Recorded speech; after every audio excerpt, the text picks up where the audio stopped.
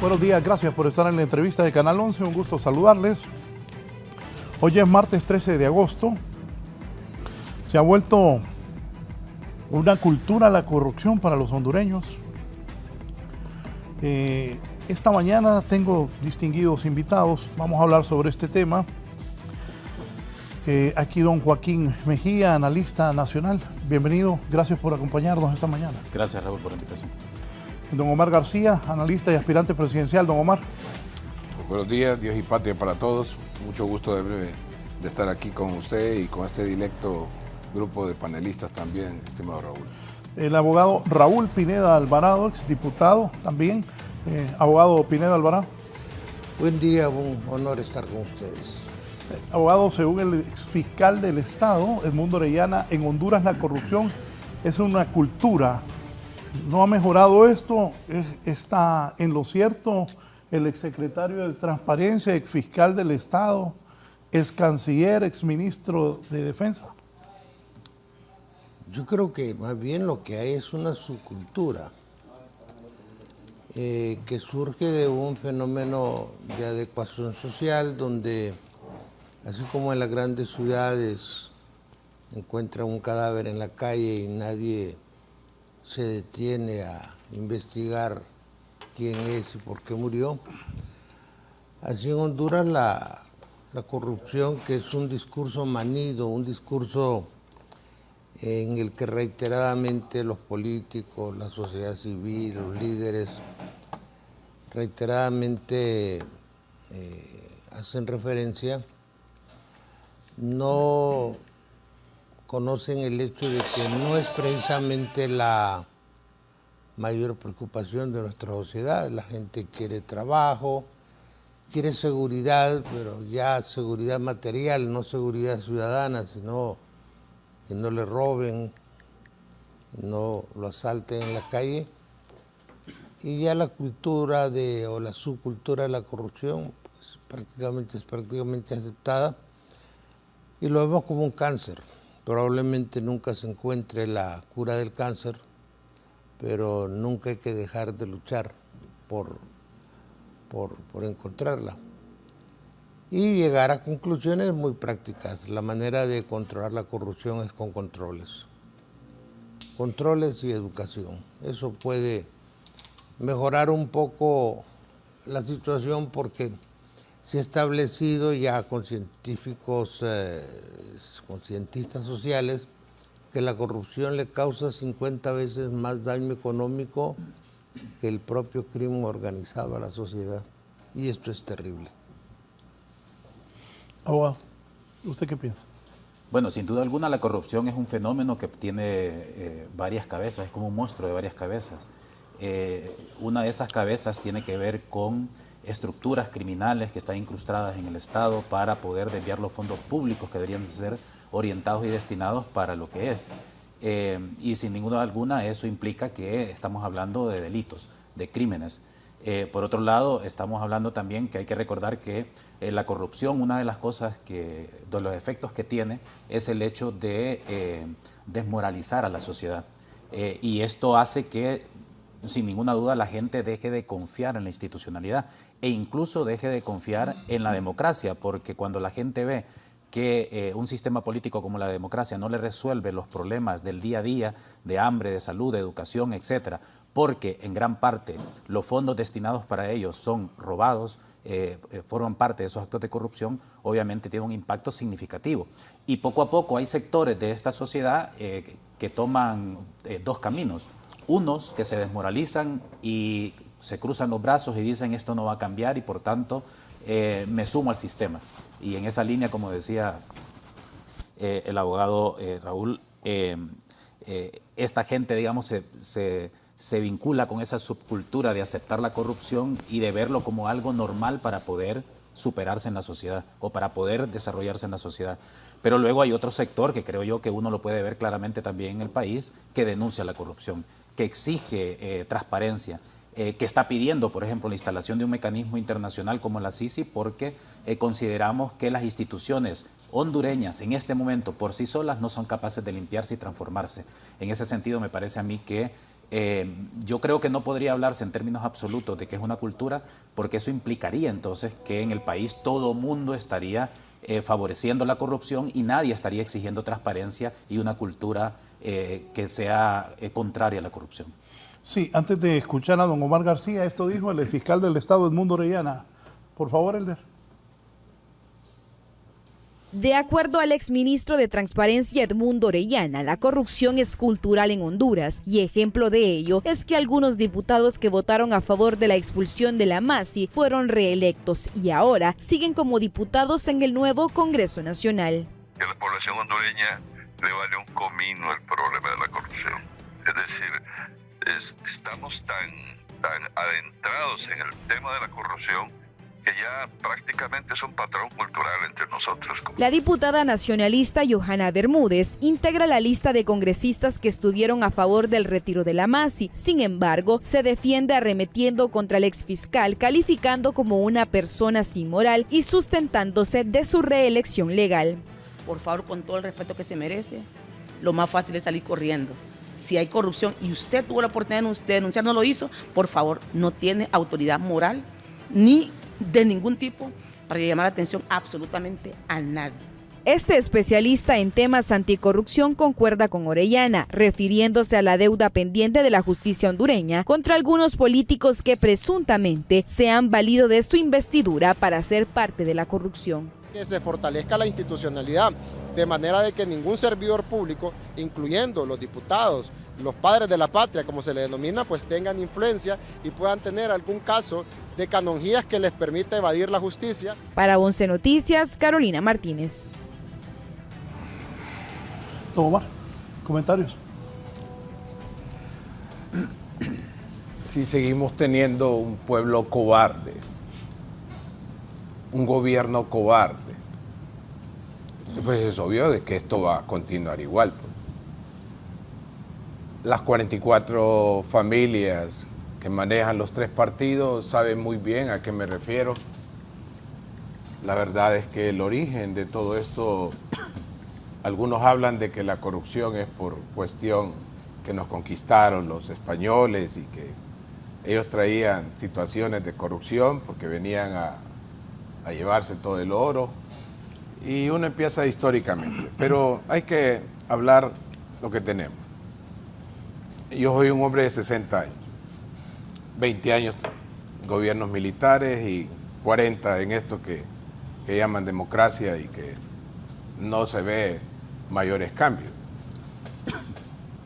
La corrupción tiene algo muy interesante, necesita tener un sistema de impunidad.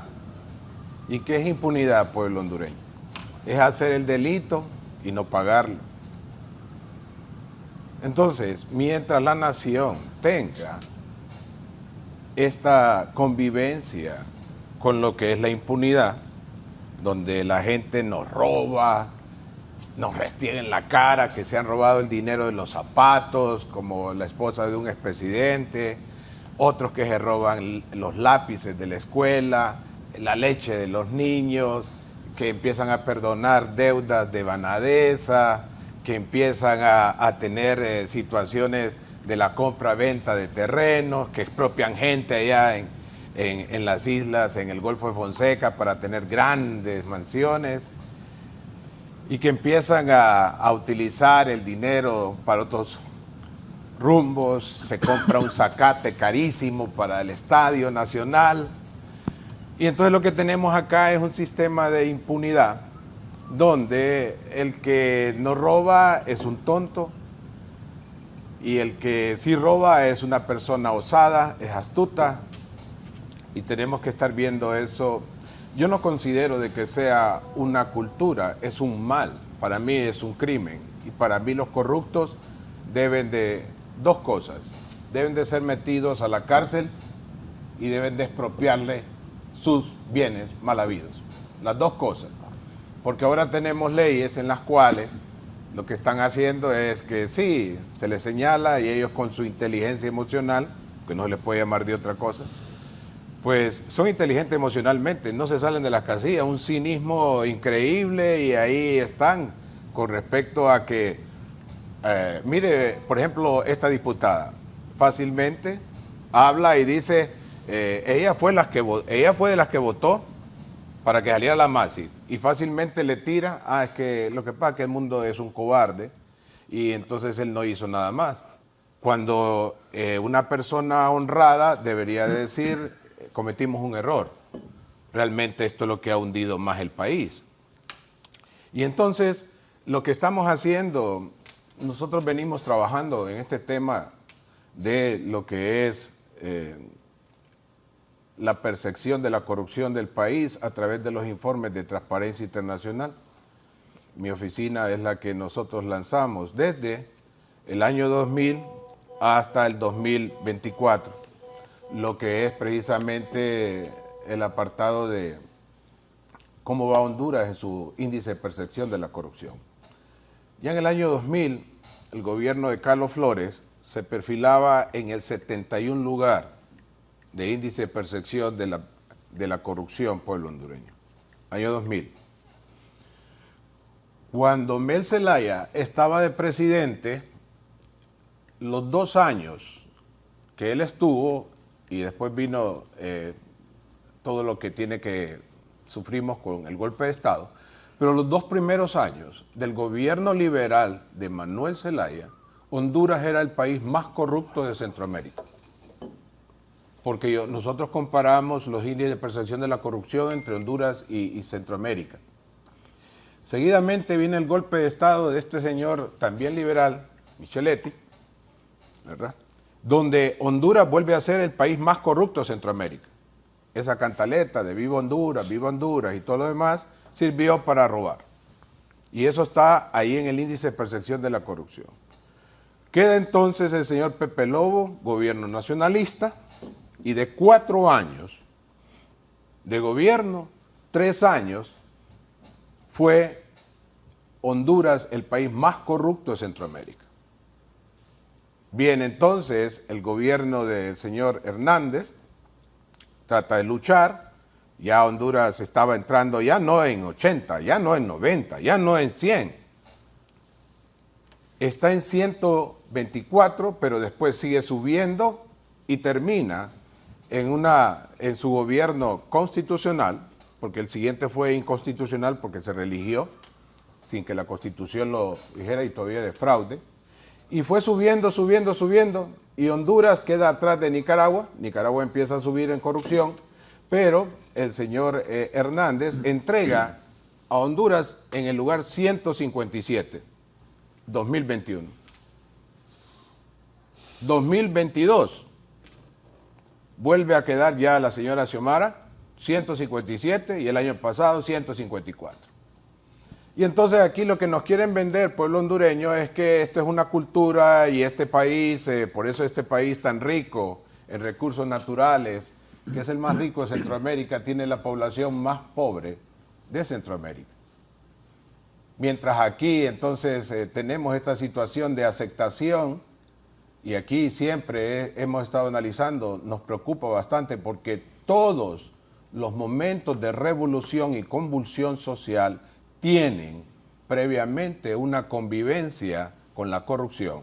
Batista, Cuba, Somoza, Nicaragua, Castillo en República Dominicana, los zares en Rusia, los mandarines en China, la situación de España, de Franco, cómo llega. Y si vemos en Sudamérica, casi todos los momentos previos a revoluciones de corte izquierdista o de recuperación derechista, como le quiera llamar, están precedidos por una convivencia con la corrupción. La corrupción no es cultural, es una decisión. Yo decido robarle a usted porque yo soy ladrón y esta es la oportunidad. Eso no es cultura, eso es una decisión.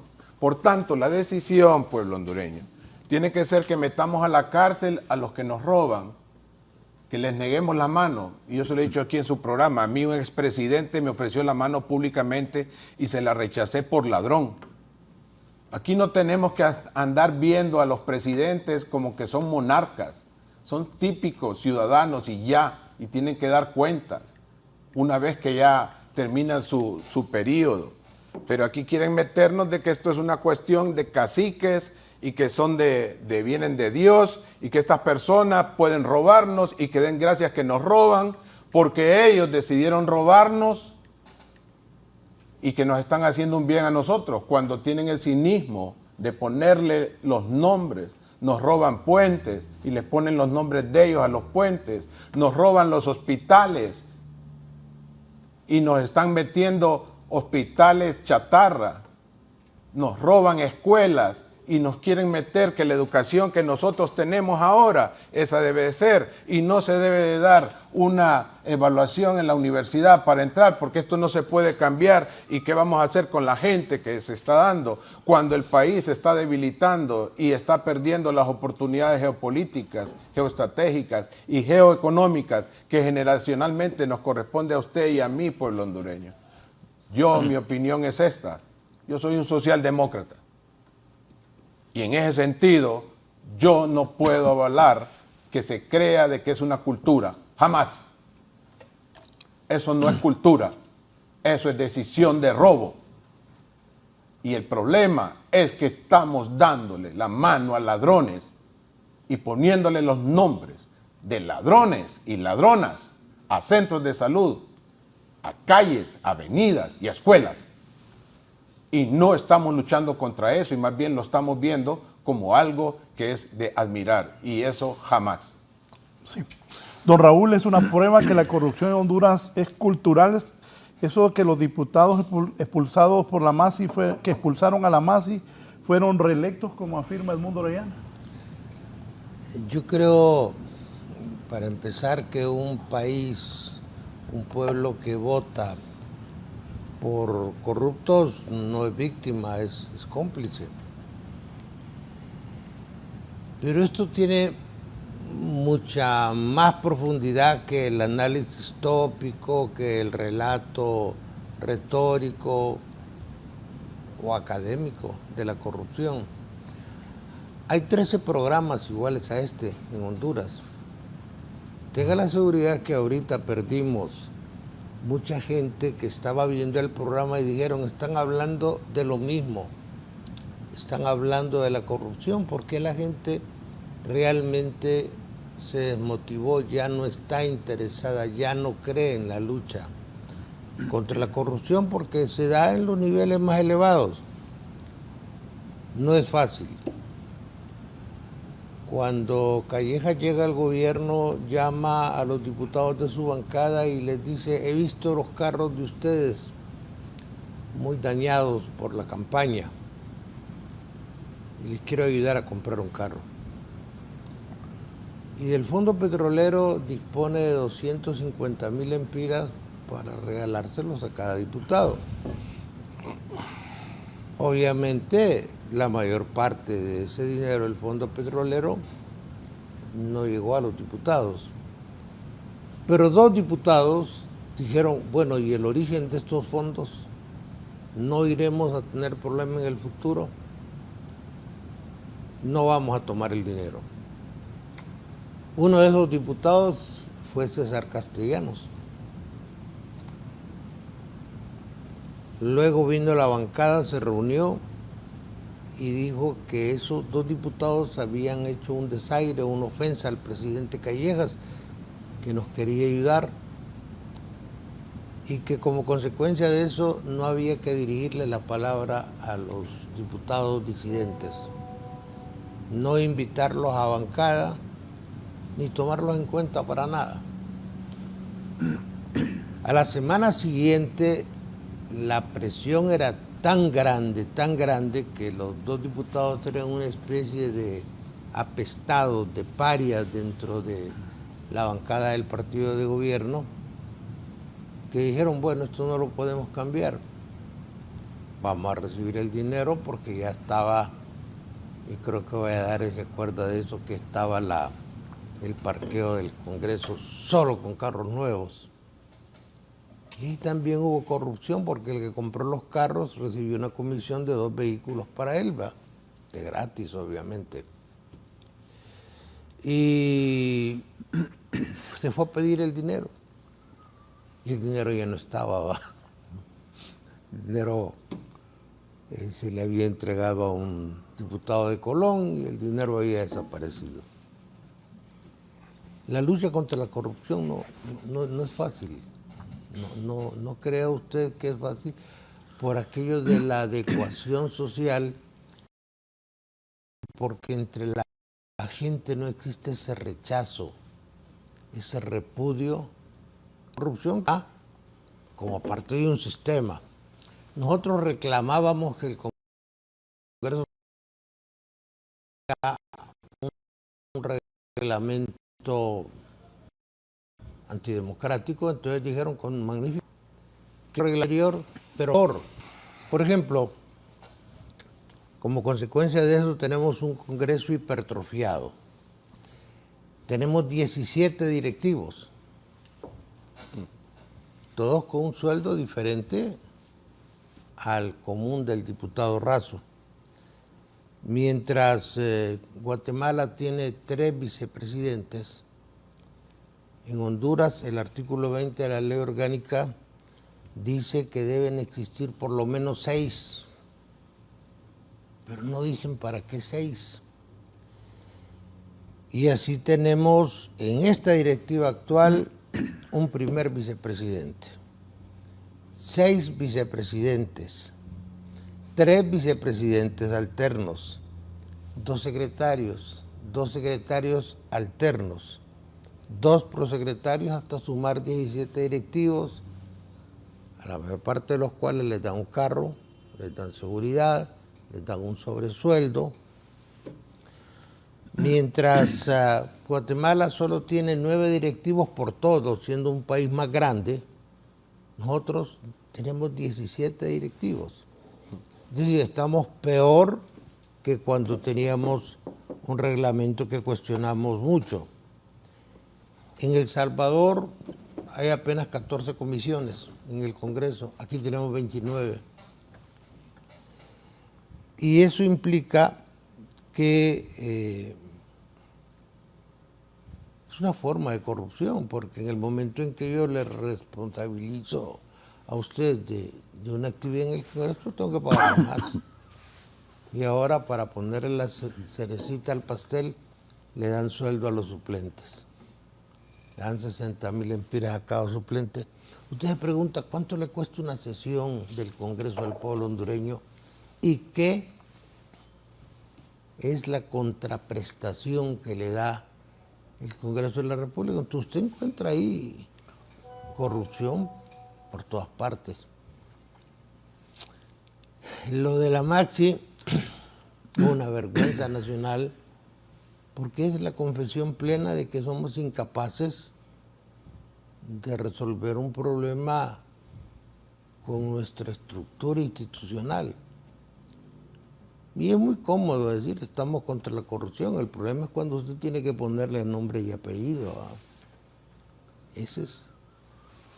Yo en esos organismos internacionales solo veo una ventaja, de que vienen, hacen su trabajo y se van. Porque si usted se queda aquí, lo van a matar.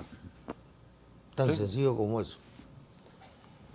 Entonces, hoy usted empieza a ver una nueva actitud en la gente. Don Omar tocaba algo interesante, hablaba de los antecedentes históricos. Yo pienso que sí hay algo de eso en lo que llamamos el síndrome de la obediencia. En los partidos uno dice, ¿qué dice el hombre?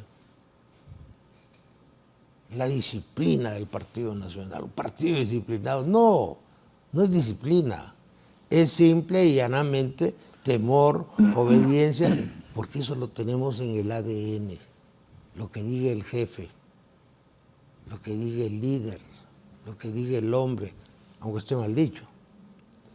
Entonces, tiene que ver, al final, la conclusión de que tiene que tener controles, muchos controles. Como medida inmediata, y tiene que haber educación. Es decir, eso que usted mira que las democracias más fuertes que hay en América solo son 2, Uruguay y Costa Rica. ¿Y qué las define? El rechazo de la gente a la corrupción. Entonces, cuando nosotros caigamos al punto de decir, señores, vamos a repudiar, a rechazar, a despreciar de manera valiente a lo corrupto, la cosa va a cambiar, va. Mientras nosotros convivamos con eso, toleremos con eso, las cosas van a seguir tan mal. Y le reitero que este ya no es un tema que así conmueve al pueblo hondureño. Esto no es como cuando el caso del Banana Gate, que Eli Black, el gerente de una empresa bananera que sobornó a un jefe de Estado de Honduras, se tiró del piso número 20 de una torre y terminó un ministro en la penitenciaría. Es decir, que se conmovió, que la gente andaba con un banano en la mano y se lo enseñaba a los militares, y en las escuelas llegaban con un banano por el Banana Gate. Hoy no, está bien, sí hay que combatir la corrupción, pero con una laxitud, con una tolerancia tremenda, desconociéndolo desde una visión pragmática. Que buenos estudios criminológicos le dicen, los gobiernos pierden 50 veces más por corrupción que por cualquier otra forma de crimen organizado. Si no lo queremos hacer por ética, hagámoslo por conveniencia. Raúl. Sí, no, pero el abogado. Abogado, ¿es Honduras controlada por la corrupción, como dice Edmundo Orellana? Bueno, yo creo que, si bien es cierto, yo creo que hay que ver las responsabilidades que hay. Yo estoy totalmente de acuerdo en que la sociedad tenemos parte de la responsabilidad. Uno lo puede ver, por ejemplo, ahora con el tema de la exigencia de la instalación de la CICI, particularmente la opacidad con la que este gobierno ha manejado todo lo que se está negociando con Naciones Unidas, que no tenemos acceso a la información y mucho menos tampoco hay participación de los sectores sociales en esa negociación. Pero, sin embargo, cuando uno ve alrededor lo que están haciendo, por ejemplo, la sociedad civil, no pasamos de eventos en hoteles encerrados, pero ya no tiene nada que ver con el movimiento de las antorchas, por ejemplo, exigiendo una CICI en el año 2015, 2016. Entonces parece que hay una desmovilización absoluta. Obviamente la desmovilización tiene que ver con muchas cosas. Una, con la decepción, como dice el abogado Raúl, en relación que la gente está cansada, está harta y está como decepcionada con el tema de la corrupción. Otro tiene que ver con la falta de capacidad de los liderazgos sociales que han perdido poder de convocatoria. Otra, porque sin duda alguna hay una cooptación de muchos sectores sociales por parte de este gobierno. Y otra también porque a muchos sectores sociales nos da miedo que nos vinculen con otros sectores que hasta nos han robado el nombre. Imagínense, aquí se creó el bloque opositor ciudadano, que son políticos, pero que nos han robado el nombre a la sociedad, que deberíamos de estar en nuestro espacio natural, que son las calles. O lo que pasa también con los colectivos de Libre, que cuando se convoca una marcha a favor de la CICI, convocan a la misma hora y al mismo lugar, sin entender que son gobiernos, sin entender que los movimientos sociales deben de ser autónomos e independientes de cualquier poder. Pero también hay que ver la responsabilidad en la clase política que está en el poder público. Y creo yo que muchas veces cuando hablamos de la corrupción y de que personas corruptas estén en puestos públicos y sean reelectas, tiene que ver también con, creo yo, con falla en nuestro sistema político electoral. ¿Por qué lo digo? Bueno, el artículo 1 de la Carta Democrática Interamericana señala claramente que la democracia es un derecho y que los estados tienen la obligación de promoverla y protegerla. ¿Qué implica que la democracia sea un derecho? Voy a decir dos cosas nada más. La primera, implica un principio incluyente, es decir, que cualquier persona pueda participar en igualdad de condiciones y que la ciudadanía podamos tener la oportunidad de elegir a cualquier persona y que obviamente sea electa esa persona que saque más votos. Pero hay un segundo principio que tiene que ver con que la democracia, si bien es cierto, implica ese principio incluyente de que todo el mundo pueda participar, pero la democracia también tiene que defenderse de sus enemigos. ¿Y quiénes son los enemigos de la democracia? Los corruptos, los narcotraficantes, los violadores de la Constitución, los golpistas. Y solo miremos lo que pasa en este país. Miremos ahora en las elecciones internas, como pasó en las elecciones primarias anteriores, cuánta gente vinculada con corrupción, con narcotráfico, lavado de activos, con golpes de Estado, violaciones a la Constitución, pasaron a través del primer filtro de las elecciones primarias. Entonces, no solamente es una cuestión de quiénes votan, también es un problema del sistema político electoral que permite que los enemigos de la democracia puedan participar. Imaginemos aquí al general golpista Romeo Vázquez Velázquez se pasea por los platós de televisión hablando sobre democracia, quien dio un golpe de Estado. Y como dice la Comisión Interamericana de Derechos Humanos, en un caso que el general golpista Ríos Montt le presentó a ella porque no lo dejaban participar en elecciones, la comisión le dijo, es que un golpista es un enemigo de la democracia. Y un país puede limitar la participación de alguien que es enemigo de la democracia como quien da un golpe de Estado. Y aquí el general Romeo Vázquez Velázquez participa sin ningún problema. Entonces creo yo que hay que hacer la reflexión también. El sistema político electoral permite y no está funcionando como un verdadero filtro para que los enemigos de la democracia no pasen. Y esos enemigos también incluye aquellos que han tomado decisiones desde el Congreso Nacional para evitar que instancias como la MASI o ahora instancias como la Sisi no puedan venir a apoyar a este país, porque creo que hay que reconocer con mucha vergüenza que las instituciones que tenemos en este momento no son capaces de poder enfrentar la lucha contra la corrupción con independencia y autonomía, y por eso requerimos la cooperación y el acompañamiento de un mecanismo internacional. Sí. Don Omar. Sí, ahí habría que hablar de varias cosas, pueblo hondureño. Por ejemplo, vaya, miremos los tres temas que están ahorita, ¿verdad? Si bien es cierto, tienen que ver con la situación del país. La primera es la salida al frente de los medios de comunicación del señor Marcio Sierra, hablando de por qué no estamos en la cuenta del milenio y dónde el aspecto de combate a la corrupción es parte de. Esa es una. Los medios de comunicación hoy dicen que Honduras adolece del Sistema Nacional de Planificación Estratégica porque hay una secretaría que a mí, por lo menos en lo personal, un ministro de esta administración me dijo en un lugar que nos encontramos ahí, sí, la Secretaría de Planificación que no planifica, del mismo gobierno. Y número 3, el tema vuelve a salir de las sedes, donde la situación de las sedes, yo tengo que decirle, pueblo hondureño, que las sedes son poyéis. Los poyéis se enseñan en cualquier escuela financiera de alto nivel con respecto a estafas. Lo que tenemos con las sedes se llama poyéis, y en 1823, casi 2 años después de la independencia de Honduras, un lugarteniente de Simón Bolívar, Douglas MacGregor, un aventurero, vino a ofrecer terrenos en Centroamérica donde la gente iba a tener su propio gobierno, iban a desarrollarse, había 4 cosechas, había oro y había todo, y él estableció precisamente eso donde hoy es la Mosquitia. Este caballero se fue a Inglaterra, se fue a Francia a venderles estas zonas especiales de desarrollo en aquel momento, y que definitivamente eso no ayudó mucho, porque al final los inversores vinieron en barcos y la mayoría murieron en una situación bien precaria porque gracias a Dios no era lo que realmente era en esa zona. A lo que voy yo es en este sentido.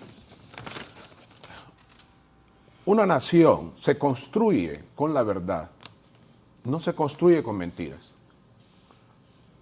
Las mentiras no pueden ayudar a desarrollar una nación, siempre la destruyen. El mejor ejemplo es Estados Unidos con Irak, la gran mentira de que este país de Irak tenía bombas masivas, armas, y al final mintieron y destruyeron esta nación por el petróleo. Y aquí hay que hablarlo bien claro. Yo sigo insistiendo, en la medida de que tengamos el manto de impunidad, o sea, no se castigue el crimen, pues es obvio, lo que acaba de decir acá el abogado Pineda, el mejor que no se... Pero en ese sentido, hablar de corrupción es hablar de que a mí me pueden mandar de ello.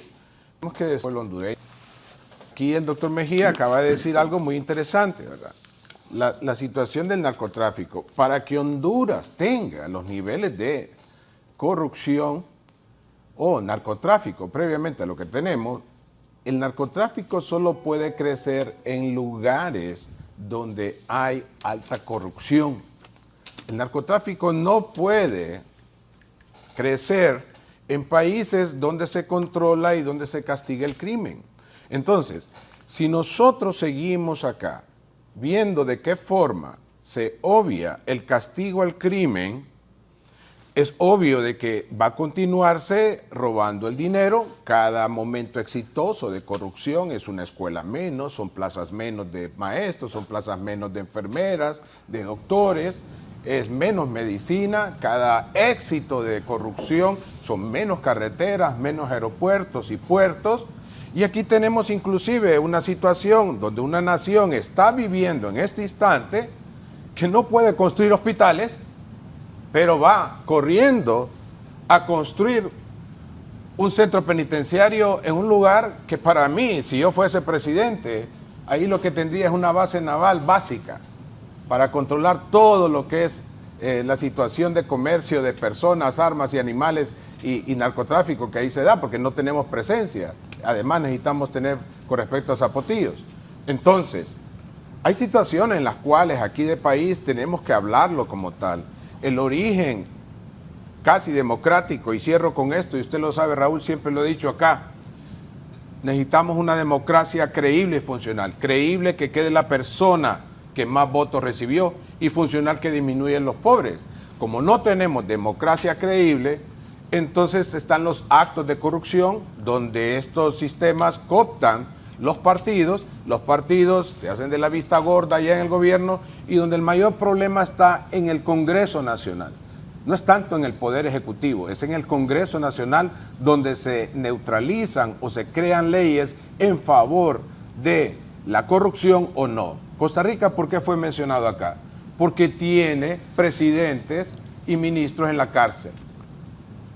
¿Por qué Uruguay fue mencionado acá? Porque tuvo un presidente de izquierda, ex guerrillero, Pepe Mujica, que estuvo en la cárcel, pero no fue corrupto. Aquí la corrupción no es una cuestión de derechas o de izquierdas. Estamos hablando de personas que deciden robar y que deciden que este es el momento de ellos. Cuando se hablaba con respecto a Juan Orlando, yo escuchaba, tiene hasta la tercera generación de los problemas ya resueltos. Pero miren cómo terminó. Y yo le digo al pueblo hondureño, esto se va a acabar y tendrá su momento. Lo que no puedo decir es que, y así no lo miro, no será un buen momento para todos. Muchas veces la única forma de quitar la corrupción es mediante un choque social fuerte. La historia nos lo ha enseñado, sean países monárquicos, republicanos, de izquierda o de derecha, cuando la corrupción campea, empieza una explosión. Estados Unidos tuvo que hacerlo. En la década de los 50, Estados Unidos era un país corrupto, jueces corruptos, militares corruptos, peleando allá en Vietnam y contrabandeando droga, policías corruptos, fiscales corruptos. ¿Ustedes creen que Estados Unidos es el país que es hoy porque así han sido toda la vida? No, decidieron ponerle un alto a eso y por eso llegaron. Singapur era un país pirata y decidió ponerle un alto a eso. Es cuestión generacional. Si yo en la generación digo, no, ni modo, nacimos corruptos y vamos a morir corruptos. Y no queremos pagar el precio, porque esto no es barato. Esto es caro. Y por eso el presidente de Singapur dijo, para combatir la corrupción debemos de estar claros que vamos a meter a nuestros hermanos, parientes y amigos a la cárcel. Seguimos. Y así fue. Antes de la pausa me dice un amigo, preguntarle a Joaquín cuál es su opinión respecto a las sedes. ¿Después de la pausa? ¿verdad? Sí, después de la pausa. Ya volvemos. Vamos a continuar. Buenos días, sí. El problema en Honduras no ha sido la ideología política de los nacionalistas, liberales y el del libre. El problema ha sido la corrupción en cada una de estas instituciones políticas. En todos los partidos hay políticos buenos, pero desafortunadamente los caudillos de cada partido son los que deciden qué hacer y qué no hacer, de acuerdo a sus intereses personales y de grupo. Ya es tiempo sacar la sociedad del estancamiento político de Honduras, porque cada vez estamos peor que antes. Aquí no hay otra forma de hacer cambios radicales y acabar con la corrupción e impunidad, si no es a la fuerza, todo por Honduras. General en el retiro, Gustavo Paz Escalante. Sobre las sedes, como preguntaba el amigo. Bueno, de hecho, sobre las sedes yo hice un análisis técnico al respecto y la conclusión primera es que en Honduras no existen y nunca ha existido las sedes. Y por una simple razón. Miremos lo que dice el artículo 329 constitucional, que la Sala de lo Constitucional, al menos la mayoría, ahora tiene que ir al Pleno y decidirlo, declaró que era contrario a la propia Constitución. Pero ¿qué dice el artículo 329 sobre las sedes? Los requisitos para crear una sede, ¿cuáles son? Primero, debe de ser creada por el Congreso Nacional, primero. Segundo, su creación tiene que ser realizada por mayoría calificada, es decir, por el voto de 86 personas diputadas. Y tercero, previamente, las 2/3 partes de la ciudadanía donde va a crearse la sede deben de aprobar su creación a través de un plebiscito, menos en aquellos lugares que sean de baja densidad poblacional. Pero para determinar la baja densidad poblacional tiene que haber un dictamen del INE. Entonces, la primera pregunta es, ¿dónde está el acta? Y el acta publicada en el Diario Oficial La Gaceta, donde, por ejemplo, Próspera y otras sedes fueron creadas, como dice la Constitución de la República. 2, ¿dónde está el acta aprobada y publicada en el Diario Oficial La Gaceta, donde está la creación de estas sedes por mayoría calificada? ¿Dónde está? Tercero, ¿dónde está el dictamen del INE? Porque recordemos que la Constitución de la República señala que todos los actos, el artículo 255, todos los actos administrativos que deban producir efectos jurídicos serán publicados en el Diario Oficial La Gaceta. Entonces, la pregunta es, ¿dónde está también el dictamen del INE que declara una zona de baja densidad poblacional donde operan el Oficial La Gaceta? Lo que no está publicado en el Diario Gaceta no está. Si a mí me presentan esas gacetas, esos números, donde están todos estos requisitos que dice el artículo 329, pues retiro lo que digo. Hasta el momento, por lo menos en lo que yo he investigado, y por eso he publicado algunas cosas al respecto, yo no he encontrado nada de eso. Es decir, que lo que se llama sedes son inversiones que se deben de regular como se regulan otras inversiones con las leyes actuales en el país, pero nunca con la anterior ley de las sedes que fue derogada, porque jamás se cumplieron estos requisitos. Es decir, que las que se autoproclaman como sedes ni siquiera cumplieron con los propios requisitos de su ley orgánica ni con lo que establece el artículo 329 de la Constitución. ¿Qué opina del fallo de la Sala Constitucional? Bueno, a mí en lo particular, y ya leí la sentencia y también los votos particulares de los dos, de tanto la magistrada Isabela Bustillo y del magistrado, ¿cómo se llama el otro magistrado? Bueno, no recuerdo en este momento. ¿El que preside? No, es otro magistrado, pero es del Partido Nacional, de hecho. En lo particular, a mí en lo particular me parece muy interesante y de hecho yo que estudio las sentencias de la Sala de lo Constitucional, una de las cosas que me ha gustado de esta sentencia es que ha habido debate interno, es decir, que más allá de las cuestiones políticas alrededor de la sede, me parece a mí que, por ejemplo, los argumentos que han dado la mayoría de la Sala de lo Constitucional, primero, obviamente para decir que... Padilla es el... Padilla, exactamente, el abogado Padilla. En primer lugar, por ejemplo, la mayoría de la Sala, de manera de oficio, declara que la forma en que se reformó el artículo 329 de la Constitución y varios artículos relacionados con la sede vulneraron varios principios que son fundamentales de la Constitución, particularmente porque, como dice la Constitución, que todo lo que tiene que ver con el territorio es un artículo pétreo, es decir, es una cuestión que solo puede ser reformada por el poder constituyente, por el pueblo hondureño a través de mecanismos de participación ciudadana. Y en ese sentido, la sentencia deja claramente establecido cuáles son los límites que tiene el Congreso Nacional y por tanto que el Congreso no podía reformar estos artículos y por tanto la reforma constitucional que crea la sede queda inválida y que la Constitución vuelve a su texto original. Eso en esa parte me parece bastante interesante porque dan argumentos técnicos constitucionales. Y luego la posición de los abogados, que no son disidentes, ¿verdad? El abogado Padilla y la abogada Bustillo, a mí me parece también interesante y tienen razón, porque lo que ellos están planteando es no podemos aceptar este recurso de inconstitucionalidad porque la ley sobre la cual se nos está diciendo que es inconstitucional ya fue derogada. Entonces, ¿por qué vamos a hablar de la constitucionalidad de una ley que ya no existe? Ese es el planteamiento en resumen, ¿verdad? Obviamente ahora se tiene que ir al Pleno porque la ley exige que la Sala de lo Constitucional decida sus sentencias por unanimidad. En este caso fue por mayoría, porque hay estos dos votos que no van con la mayoría, pero me parece a mí, en lo particular, yo en ese sentido lo aplaudo como estudioso de la sentencia de la Sala de lo Constitucional, porque uno lee algunas sentencias de la Sala, de salas anteriores especialmente, y uno le da vergüenza ajena.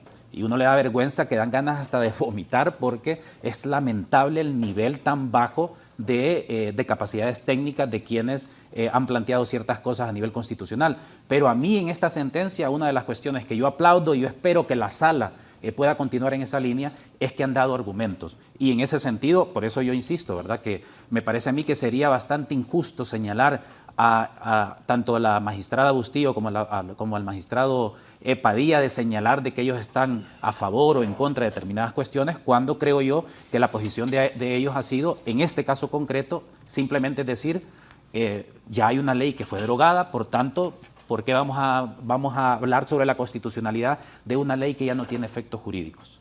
Raúl, sobre este tema. Es que por el orden. Ok. ¿Su comentario sobre eso? Bueno, sencillo. Se trata de una ley derogada, lo que hace innecesario e improcedente un pronunciamiento material, de fondo, sobre el punto de debate. Lo que ha pasado, y lo he percibido en otros programas, es que aquí han confundido la labor de la Sala Constitucional. La Sala Constitucional puede declarar inconstitucional leyes. No puede decir que la Constitución es inconstitucional. La Ley de Justicia Constitucional y todo un arsenal doctrinario le dice, mire, esta sala puede decirle esa ley es inconstitucional y debe ser expulsada de la normativa. Pero aquí han confundido el texto constitucional, que bueno o malo mantiene su integridad, con la ley de las sedes. Ahí no debería haber punto de debate. Simplemente el argumento es contundente, no hay razón de un pronunciamiento que vendría a complicar las cosas, si va a aplicar eso que se llama sindéresis, porque está pronunciando sobre algo que ya no existe, que no tiene ningún efecto. Yo creo que no tiene ningún sentido profundizar en eso. Pero en cuanto a la Constitución, esto se mantiene y creo que el LIBRE tiene, y el gobierno y el Congreso, tiene un problema cuando no ratificó esa reforma constitucional que le pone punto final al debate legal, el debate legal, porque estamos hablando de un nuevo mundo, de un mundo donde lo económico y los conflictos geopolíticos, como decía don Omar, hoy determinan un montón de cosas. Yo escucho con alguna reserva cuando dicen Honduras es un país rico. Aquí no tenemos litio, no tenemos petróleo. Son sitios donde hay playas, puede hacer turismo de montaña, turismo arqueológico. Somos un país pobre.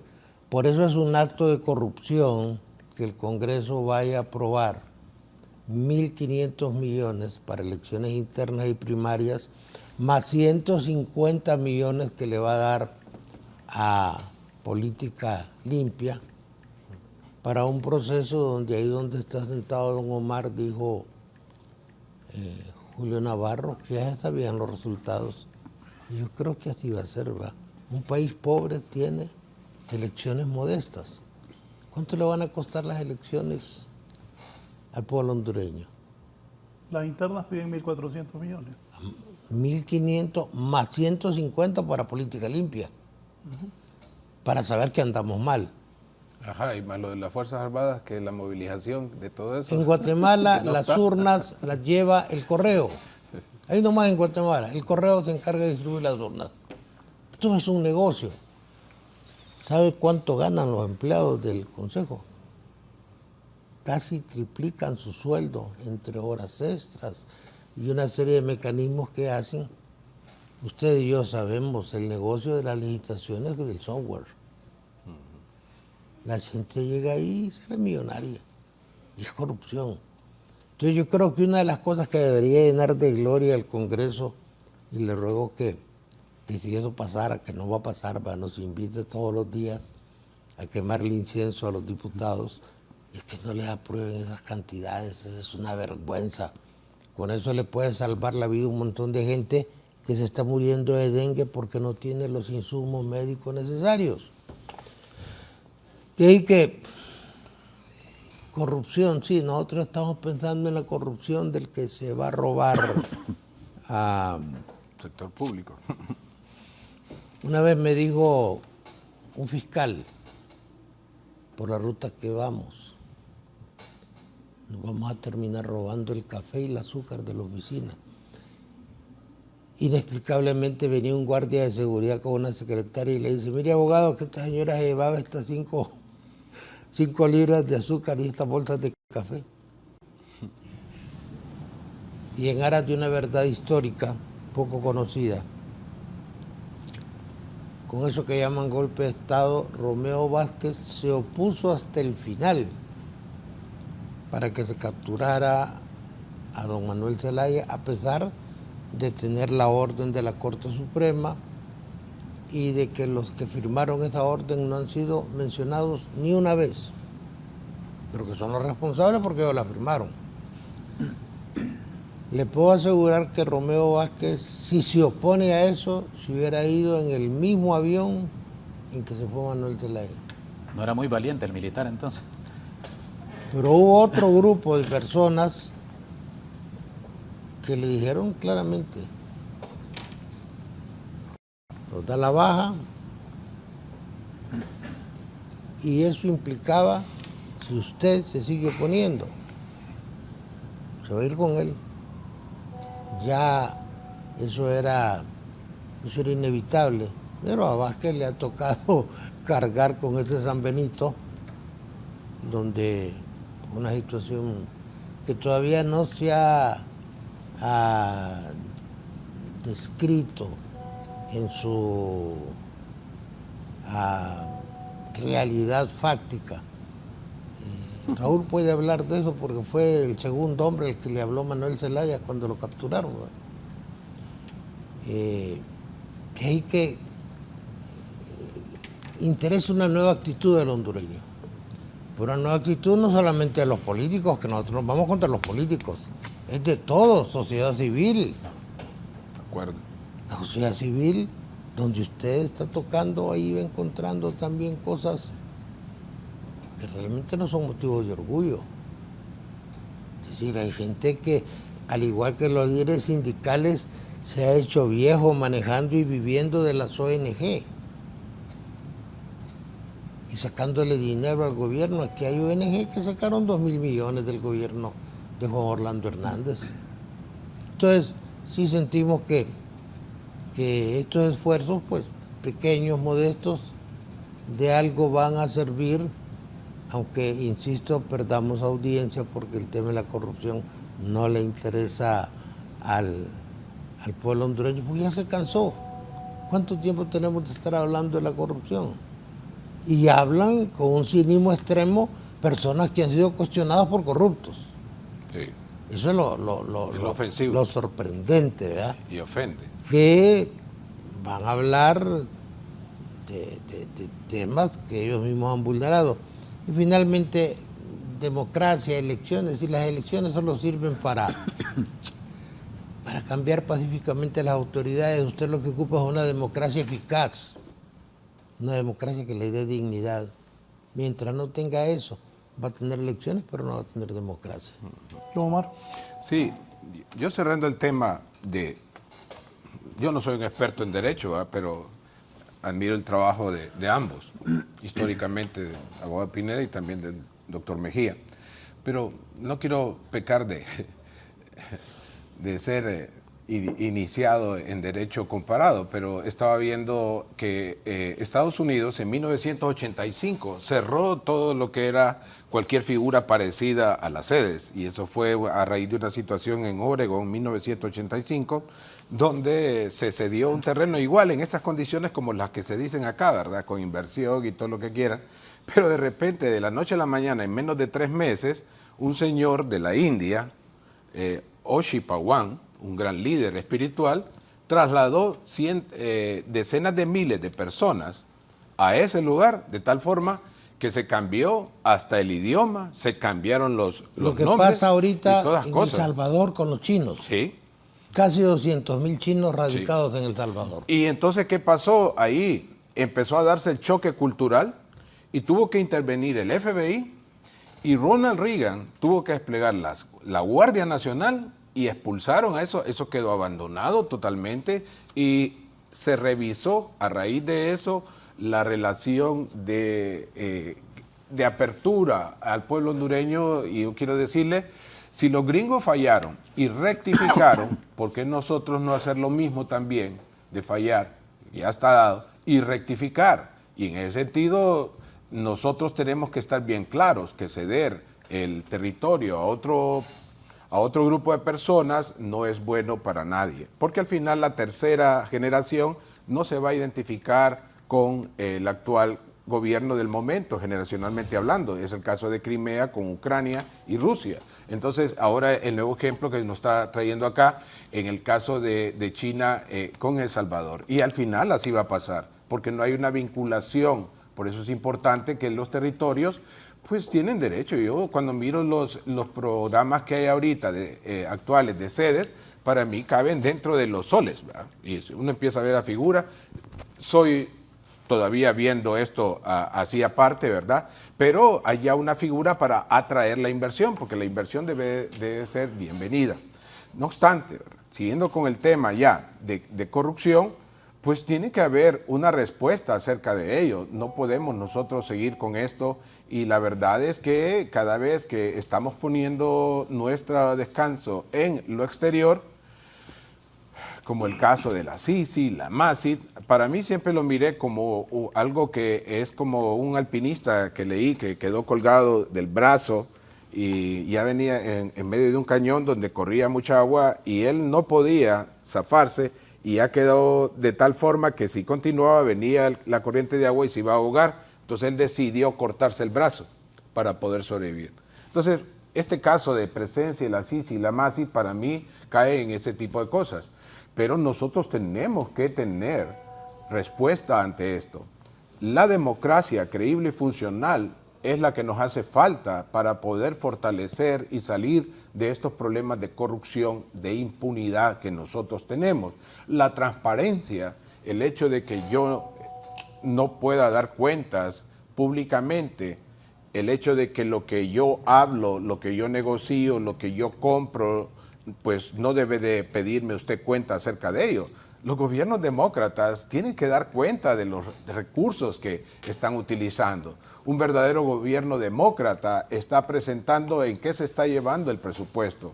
Y si vamos a hablar acerca de lo que es esta situación, donde no solamente es el Consejo Nacional Electoral, en ese dinero que estamos hablando, que usted lo mencionó, abogado, estamos hablando también del dinero que incluye esta Corte Suprema Electoral o la que va a estar dirimiendo, el dinero que ocupa, lo que usted dijo, la de política limpia, el dinero que va a ocupar también las Fuerzas Armadas. Entonces, no estamos hablando de 1.500 millones. Yo, sin ánimo de ser aquí alarmista, estaríamos hablando cercano a casi los 2.000 millones de lempiras, lo que van a ser estas elecciones primarias. Y la pregunta sería, en estas elecciones primarias, ¿realmente se va a escoger la persona que más conviene a Honduras o la que más le va a convenir a un partido o peor todavía a un grupo de personas, que ya lo he dicho acá, 43 familias, donde están decidiendo el futuro de 1,5 millones de familias hondureñas? Entonces, nosotros tenemos que evaluar realmente hasta dónde este tipo de situaciones nos va a llevar a ir creciendo democráticamente hablando. ¿Por qué no puede un dirigente, y yo estoy pensando ahorita, pienso en el Partido Liberal, la apertura que se le dio a estos dos candidatos, si bien es cierto, la Constitución de la República dice que nadie estaba matriculado con ningún partido y que uno tampoco puede estar obligado de pertenecer a un partido, así dice la Constitución de la República de Honduras. Pero pensaba en las otras personas liberales que han sido líderes históricos, que han tenido. Entonces yo me preguntaba, ¿por qué? ¿Por qué además de los que ahorita se incluyeron, porque es un ejercicio de apertura, ¿por qué no aparecen más líderes del Partido Liberal para hacer frente precisamente o participar en esta gesta democrática? Si bien es cierto, el Partido Liberal ha tenido una bajada fuerte, pero en lo personal, yo quiero decirlo, que no miro que esto les va a ayudar como Partido Liberal. Puede servir como una situación de avenida, de tipo de curules y de poder, pero como partido no lo miro como tal. Porque la esencia del pensamiento liberal, esa es otra cosa. Por tanto, si empezamos nosotros en el son de aceptar que hay corrupción por todos lados, entonces ya nos va a llegar hasta lo que tuvo que en forma sencilla hablar el presidente Bukele cuando decía el dinero ajusta cuando no se roba. Porque hemos llegado inclusive, yo lo he escuchado, cuando se dice, roba, pero hace, dice. Imaginen hasta dónde hemos llegado a eso. Eso es un crimen, porque no debe de tranquilizarnos que alguien que está en el poder esté robando, pero también haciendo. No debe robar y debe de hacer. Eso es todo. Sí, antes de la pausa, ya que estamos hablando de estos temas, ha trascendido requerimiento fiscal contra exsecretario de Gobernación y Justicia y se habla ya de capturas de funcionarios de la administración anterior. ¿Está listo mi compañero Giovanni Domínguez para que nos detalle? Perdón, Giovanni Villalobos. Giovanni Villalobos está listo. Repito, se habla de requerimiento fiscal contra el exsecretario de Gobernación por una millonaria compra. Se habla también ya de capturas de otros exfuncionarios de la administración anterior, incluyendo personas que ostentaban altos cargos. Giovanni Villalobos, ¿qué es lo que ha ocurrido? Detállenos, Giovanni, adelante. Gracias, licenciado Raúl Valladares y gentiles televidentes de la entrevista. Vamos a abordar ahora mismo al comisionado de policía Miguel Martínez Madrid, quien confirma la captura de estas personas, entre estos dos exsecretarios que usted mencionaba.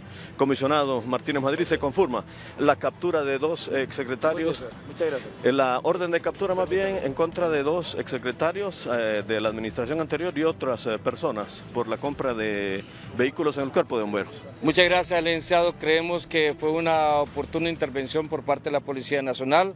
El día de ayer el señor director de IPANCO y de la DPI recibieron dos órdenes de captura que fueron ejecutadas la mañana de hoy.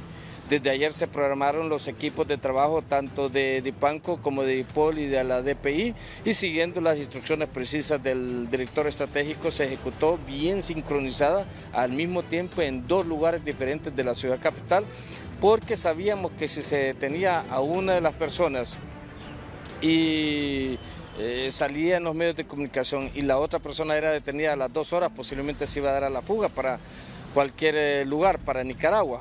Ya en Nicaragua se presume que esta otra tercera persona, no mencionaremos el nombre, pero que sí tiene orden de captura y está vinculado a esta situación, pero lamentablemente él se fugó para este hermano país. Asimismo, se da a conocer de que las órdenes de captura, según la información que nos acaban de enviar, fueron emitidas el día de ayer en horas de la tarde por parte del Juzgado de Letras en competencia nacional en materia de criminalidad organizada, medio ambiente y corrupción, en donde se ordena por parte del despacho del Poder Judicial de Honduras dar inmediata captura a Kerin Maldonado con documento nacional de identificación XXX, autor por suponerlo responsable como autor intelectual del delito de estafa en perjuicio del Estado de Honduras, el cual será puesto a disposición de los juzgados competentes en el término de las próximas 6 horas. También tenemos la detención por la emisión del expediente de la orden de captura según expediente 0801-2024-0029XXX del Poder Judicial de Honduras, en donde el Juzgado de Letras en Competencia Nacional en materia de criminalidad organizada, en medio ambiente y corrupción emite o ordena desde el día de ayer dar inmediata captura a quien corresponda al señor Wilfredo Cerrato con documento XXX por suponerlo responsable del delito de cómplice en estafa en perjuicio del Estado de Honduras y va a ser puesta a disposición de los juzgados competentes en las próximas 6 horas. Sabemos que esta operación fue sincronizada, como le decía al inicio, al mismo tiempo la otra persona no se le dio captura porque no está en el país, la tercera persona, pero ya se hicieron las diligencias necesarias a través de Interpol, se han emitido también las alertas migratorias y ya se compartió con la policía de los hermanos países para que se le dé una oportuna detención a las otras personas involucradas en este caso. Aún están pendientes algunas otras órdenes de captura, algunos exsecretarios del gobierno anterior. Bueno, eso no lo podemos confirmar, no lo podemos negar también. Necesito yo una autorización por parte de la Secretaría de Seguridad, del titular de nuestra institución, del doctor Gustavo Sánchez Velázquez. Además de eso, necesito un informe preliminar que sea remitido a la Dirección de Comunicación Estratégica para con mucha responsabilidad poder vertir ese declaración. Una vez que ya la tengamos, nosotros vamos a estar facultados para darla a conocer de una forma pública. Gracias al comisionado de policía Miguel Martínez Madrid dando a conocer sobre estas dos capturas, licenciado, pero ha trascendido que también se ha emitido requerimiento fiscal en contra del exsecretario del gobierno anterior, Wilfredo Cerrato, y también don Leonel Ayala, que él no lo ha, el comisionado Madrid no lo ha negado ni ratificado. Así que estamos pendientes, licenciado, yo retorno con usted. Buenos días. Giovanni, póngame ahí al comisionado Madrid, si es tan amable, por favor. Porque hay que ser responsable con esto. A ver si puede atenderme. Comisionado Madrid, buenos días. Le saluda el periodista Raúl Valladares. ¿Es el expresidente del Banco Central, Wilfredo Cerrato, el que se ha capturado, comisionado? Aquí está desconectado. Bien, voy a esperar que lo conecte para confirmar. Ha trascendido que es entonces el expresidente del Banco Central de Honduras. Comisionado Madrid, le saluda Raúl Valladares. ¿Es el expresidente del Banco Central, Wilfredo Cerrato, el capturado, comisionado? Muy bien. Nosotros hemos recibido las dos órdenes de captura y estamos limitados a dar a conocer la información de las órdenes de captura. Recordemos que tenemos que trabajar dentro del marco de los derechos humanos y respetar los derechos de cualquier detenido, pero sí ya el requerimiento o el Ministerio Público dio a conocer de que existe un requerimiento fiscal contra el exministro de Gobernación por una millonaria compra fraudulenta de camiones para el Cuerpo de Bomberos. Eso es lo que dio a conocer no la Secretaría de Seguridad, sino que el Ministerio Público, y que las investigaciones señalan que una de estas personas y sus asesores presionaron para que se realizara la compra directa a una compañía de seguridad, una empresa que no está registrada legalmente en el país y que a pesar de que no habían fondos suficientes, pues amenazaron con despidos de la institución beneficiaria y gestionaron transferencias a las alcaldías del Distrito Central y San Pedro Sula en las cuentas del Cuerpo de Bomberos para concretar la estafa.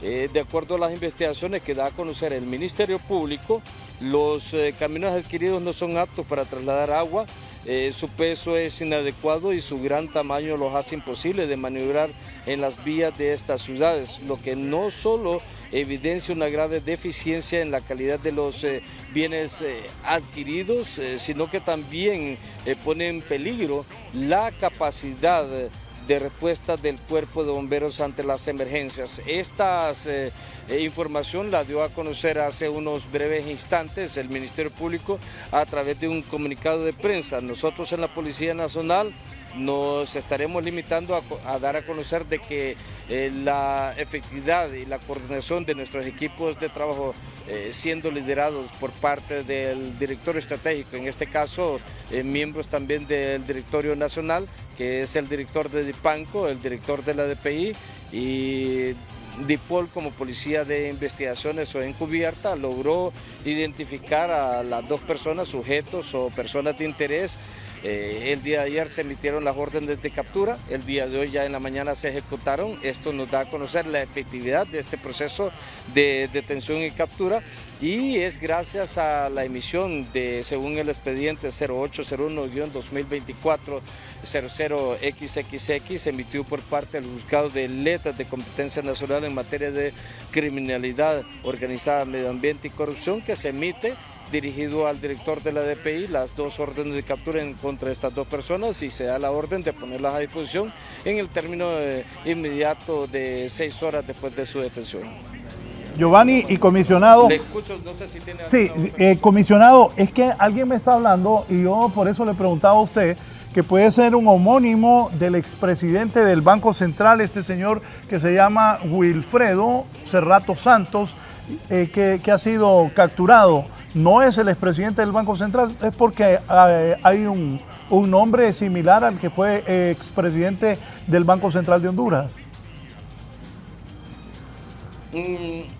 No estoy en la capacidad de poder responder, pero sí tengo la información muy precisa del nombre de quien se emitió la orden de captura, y es contra una persona de nombre Wilfredo y el segundo apellido es Santos.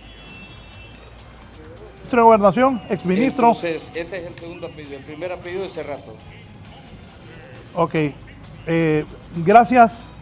Gracias. Voy a leer el comunicado. Muchas gracias, comisionado. Tegucigalpa, Francisco Morazán, el Ministerio Público, a través de la Fiscalía Especial para Transparencia y Combate a la Corrupción Pública, FEDCO, presenta requerimiento fiscal contra Héctor Leonel Ayala Alvarenga, exsecretario de Estado en el Despacho de Gobernación y Justicia y Descentralización, por el delito de estafa a título de autor, a quien se le acusa de orquestar una defraudación al Estado de Honduras mediante la compra de 7 camiones para el benemérito Cuerpo de Bomberos, cuyo costo asciende a 81 millones de lempiras.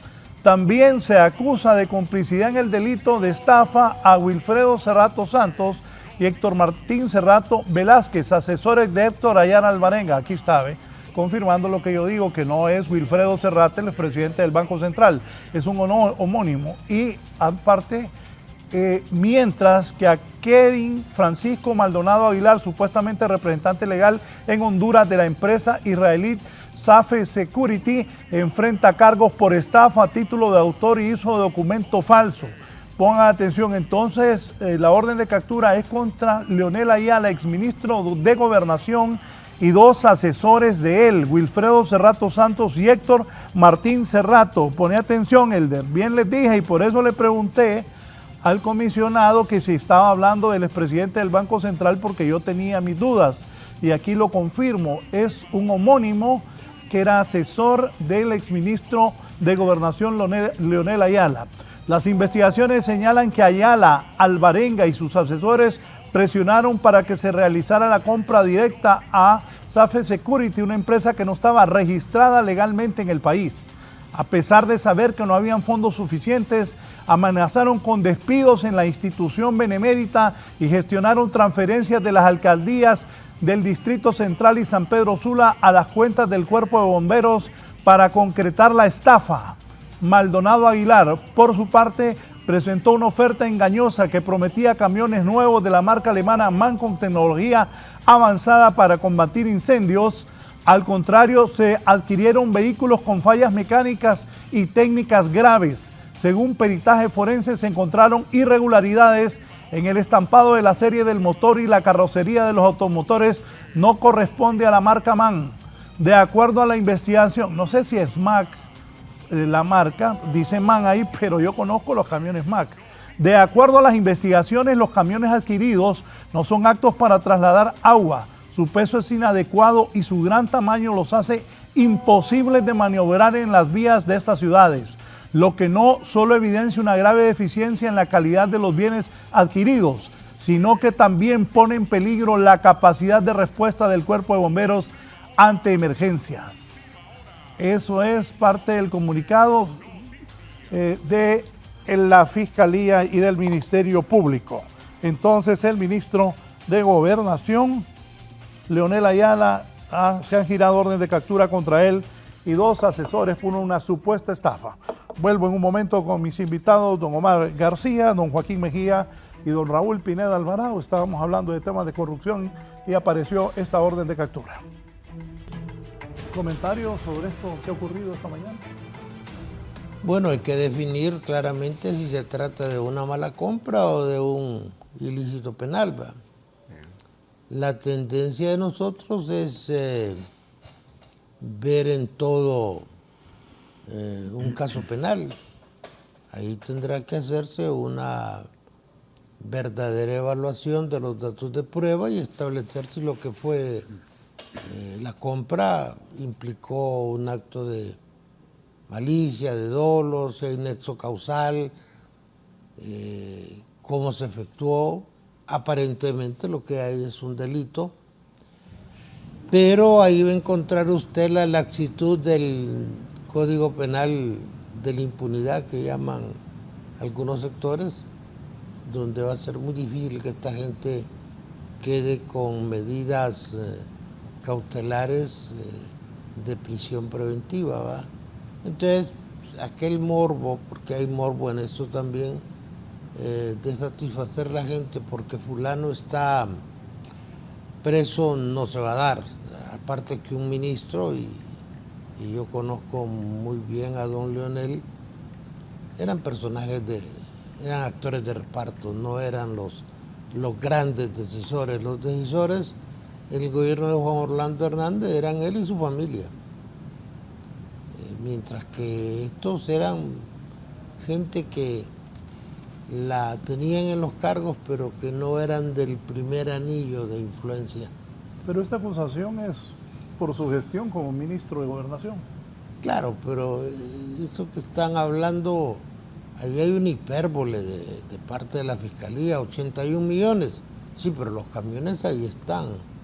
Y hay que ver los controles, cómo se compraron, quién los compró, cómo se recibieron, en qué términos se seleccionaron, cuáles fueron las bases de la licitación. Yo no creo que un ministro vaya directamente, mucho menos cuando no sabe nada de bomberos, a hacer este tipo de acción. Es decir, yo creo que hay que ser muy prudente en este tipo de cosas, pero que si es un acto de corrupción, pues es un avance.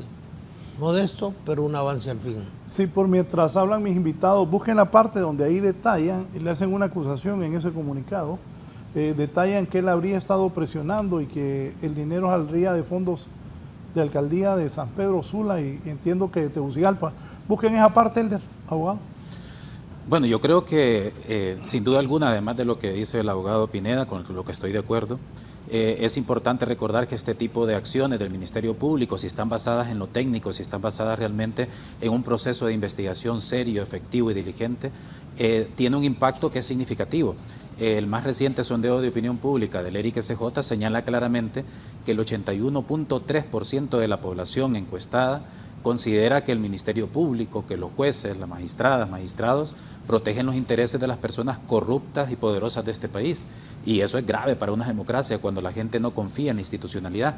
Y la única manera de recuperar la confianza es cuando se toman acciones que representan, los mandatos constitucionales de la institucionalidad, pero obviamente lo que esperamos es que estas investigaciones sean hechas con todas las... Ese es el forcejeo de quién controla la Corte. Exactamente, con todas las diligencias que son necesarias, digamos, para que el caso sea fuerte y llegue a la Corte Suprema de Justicia, y luego veremos también qué va a pasar en la Corte Suprema de Justicia, y por eso creo yo que como sociedad debemos de estar vigilantes cómo va a seguir todo este proceso. Omar. Sí, yo pienso que es algo que debemos de estar todos pendientes, ¿verdad? Estaba poniendo a pensar, no sé cuánto tiempo es que los años que estuvo, pero en tiempos de pandemia sucedieron cosas de que se obviaron varias, porque estaba cerrado, y me acuerdo que hacían compras directas y ese tipo de cosas, ¿verdad? Y las compras directas son una norma. Sí, por eso decía ahora yo. También. Hubo unas presiones porque nos salimos de la cotidiana. Estoy recordando, pero la verdad es que no sé en qué año fue que... Pero eso ya pasó, ahora se siguen haciendo compras directas como práctica común. Sí, sí, no, estoy de acuerdo. Y entonces, a mí lo que llamaba la atención es cuándo fue que pasó eso, porque no lo menciona.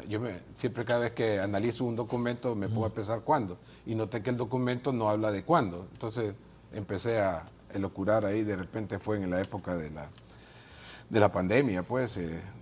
Lo que queremos acá es que no se meta al inocente a la cárcel, ni que quede libre el culpable.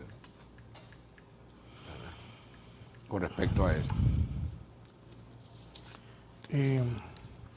Aquí me escribió alguien sobre el tema anterior.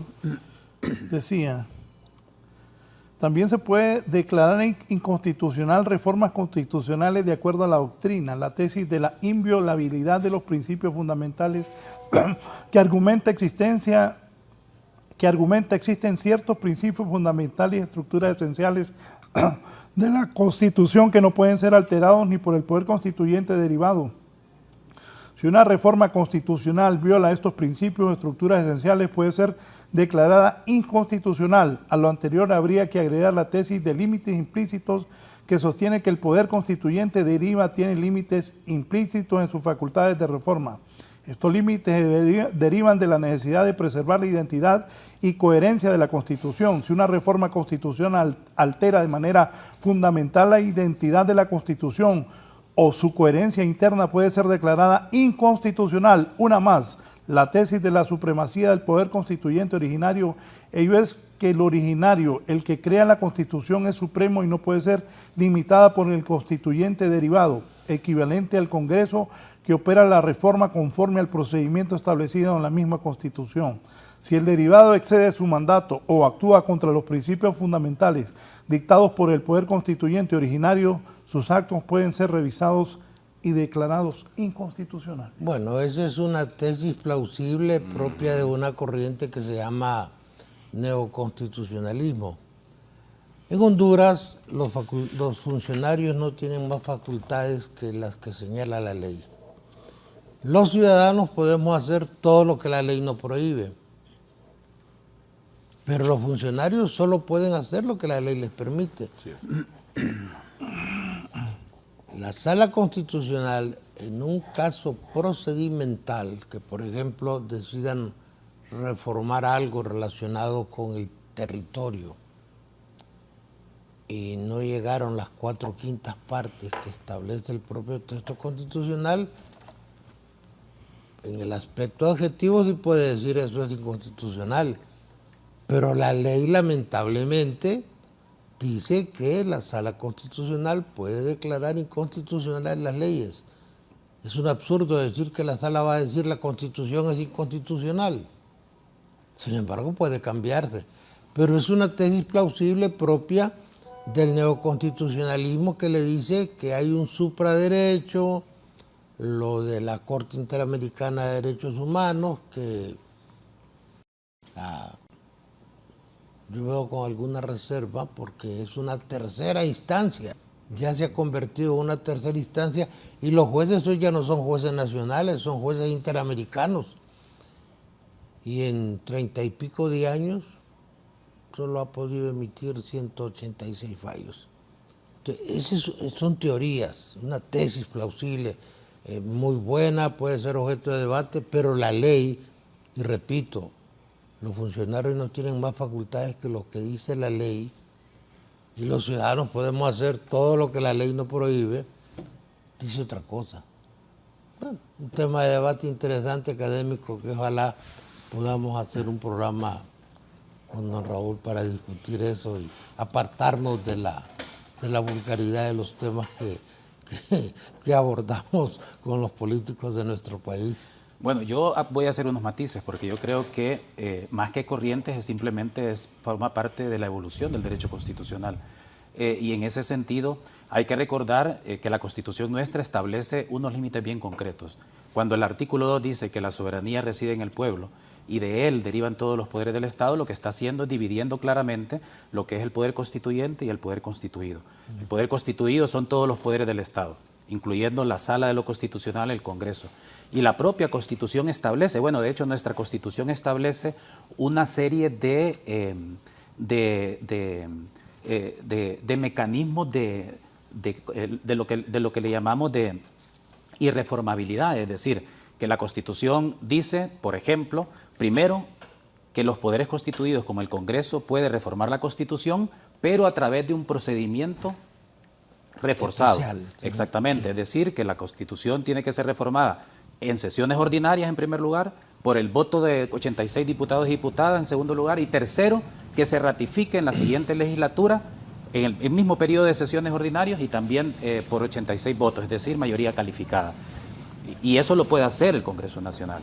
Pero luego la Constitución establece y dice, miren, ni el Congreso ni nadie puede reformar unas normas que tienen un alto nivel de irreformabilidad, y de hecho la Sala de lo Constitucional, no esta, las salas anteriores, en varias sentencias han dicho claramente que el Congreso no puede reformar la Constitución más allá de lo que ya la Constitución le permite. Y en ese sentido, cuando un Congreso Nacional incorpora un nuevo texto a la norma constitucional, violentando la misma Constitución, no estamos hablando aquí que se está declarando el texto original de la Constitución inconstitucional, sino el nuevo texto que no pertenece a la Constitución.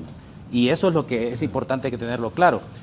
Pasó, por ejemplo, con el fondo departamental, con la ley, que la ley del fondo departamental se aprueba por mayoría simple, 65 diputados, pero le agregan un artículo donde dice que esa ley solo se puede reformar mediante el proceso de mayoría calificada, es decir, a través de una reforma normal la convirtieron en una ley constitucional. Y lo mismo en la ley electoral. Pero la ley electoral es una ley constitucional. Hay 5 leyes constitucionales que están en la Constitución de la República y están claramente ahí definidas. Pero cuando el Congreso Nacional, a través de una reforma normal, coloca un artículo que dice que esa ley se convierte en constitucional sin reformar la Constitución, estamos hablando aquí que es el poder constituido, en este caso el Congreso, está excediéndose en sus funciones. Lo que puede hacer la Sala es, obviamente, en esas reformas constitucionales que modifican el texto original, lo que hace es declarar que ese texto que se injerta es el inconstitucional con el texto original. Y me parece a mí que eso forma parte de las funciones que tiene que ejercer la Sala de lo Constitucional, porque si no, significaría que el Congreso puede hacer lo que quiera con el texto constitucional y por tanto no hay nadie que pueda ser guardián del texto original de la Constitución, y particularmente de dejar claro qué se puede hacer por parte de los poderes constituidos y qué se puede hacer por parte del Poder Constituyente, que somos los que sí podemos hacer esas reformas totales, cambiar el sistema político o las reformas de esos artículos pétreos que no se pueden reformar. Mire, es un tema interesantísimo, porque entra el concepto de la legitimidad. El riesgo de que el Congreso haga lo que quiera hacer con 128 diputados electos tendrá más legitimidad que la de 5 magistrados electos en una elección de segundo grado. Desde el punto de vista del político, tú es político, dicen, fuimos electos por el pueblo, somos 128, somos más, tenemos la legitimidad de una elección popular, y estos 5 que elegimos nosotros van a decirnos lo que tenemos que hacer. Pasa lo mismo que con el conflicto de la interpretación. El último y definitivo intérprete de la Constitución es la Sala Constitucional, pero el Congreso no lo reconoce así, el Congreso sigue interpretando. Sí siento yo que fue muy limitado el constituyente. Usted identifica términos como el de las mayorías, por ejemplo, la mitad más 1, y yo siempre me pregunto, ¿y cuándo es más 3 y cuándo es más 2? Yo le iba diciendo a los diputados, diga más de la mitad, diga al menos 86. El problema en definitiva puede verse desde el punto de vista académico, donde el doctor aquí tiene toda la razón. Pero hay que verlo también desde el punto de vista de la realidad, desde el punto de vista político. ¿Será el Congreso realmente el que tome las decisiones por y ante sí? ¿O se tomarán en los grupos fácticos, en los grupos oligárquicos, que son los que deciden? ¿Qué tanto hemos capacitado a nuestros diputados? Antes usted iba al Congreso y lo mandaban una semana a capacitarse, le enseñaban qué era un presupuesto. Pregúntale a un diputado de esto, ¿qué es un presupuesto? Vaya, el trabajo es especializado. Por eso, cuando usted va a México y habla con un técnico, le dice, mire, aquí el problema es que no reeligen los diputados. En México, usted está un periodo y no lo reeligen. Cuando vienen a aprender, tienen que irse. El trabajo del diputado es sumamente técnico y requiere todo un respaldo técnico de buenos abogados. Pero no esa gente que tienen en el Congreso, compadre. Esos son unos bárbaros. Los que han hecho con Redondo, que ahora le ha dado por jurista, eso es tremendo. Es decir, surgen situaciones aberrantes como la que señalaba don Joaquín, que lo que generan es inseguridad, ¿verdad? Y conflicto. Porque al final todo es político. Y ese es el problema, ¿no? Todo es político. Y eso es el problema desde el punto de vista de la política sectaria, partidaria, facciosa, y no de la política como ciencia. Porque somos Pero república. Hoy nosotros vemos fenómenos de facto. Yo me río cuando hablamos del matrimonio igualitario, por ejemplo. Entonces, la Declaración Universal de Derechos Humanos dice, la Declaración Americana dice, toda persona, cuando llega el matrimonio dice todo hombre o mujer tiene derecho a casarse. El matrimonio. La propia Constitución, el artículo 59 dice la persona humana, no dice la persona heterosexual, blanca, nada. Entonces viene y los abogados que somos expertos en enredar las cosas decimos, bueno, pero aquí especifica en base al principio de legalidad que el matrimonio igualitario no puede darse. Pero allá la Corte emite una sentencia, en un caso particular de Honduras, nos dice, no, hoy pueden casarse. No hay sentencia de la Corte. No hay todavía, no hay. Hay una sentencia, Vicky Hernández, pero tiene que ver con la identidad de... Con el nombre. Sí. Pero la tendencia es matrimonio igualitario. Pero no. Esa es la tendencia. Es decir, que vamos a... Y hacia allá vamos a ir porque Naciones Unidas tiene un programa muy fuerte sobre eso. Control poblacional. Y eso le genera un problema. Por ejemplo, una gente que nace biológicamente hombre y de ahí se hace mujer, ¿qué es? Femicidio cuando usted lo mata. ¿O qué pasa cuando una lesbiana mata a su pareja? Es un femicidio. Y se mete en una complicación teórica que le sirve como ejercicio, pero para resolver un problema no. Yo sí siento que al final el punto es la gente. En Honduras hay gente competente que nunca va a llegar a tener poder. Hay gente buena. Y yo los he visto envejecerse. Debimos de haber tenido presidentes que no llegaron nunca. Sí. Si lo hubiéramos tenido, Honduras tendría señáleme un diputado que realmente sea una institución. Pero es que sobre eso que dice usted, si alguien está viendo el programa y hay gente decente como ahí, usted ve que están capturando funcionarios, que hay la gente se echa para atrás. Tienen miedo. ¿Por qué? Porque sabe el sesgo que lleva eso. O que pudiera llevar eso, porque afirmarlo también es difícil, ¿verdad?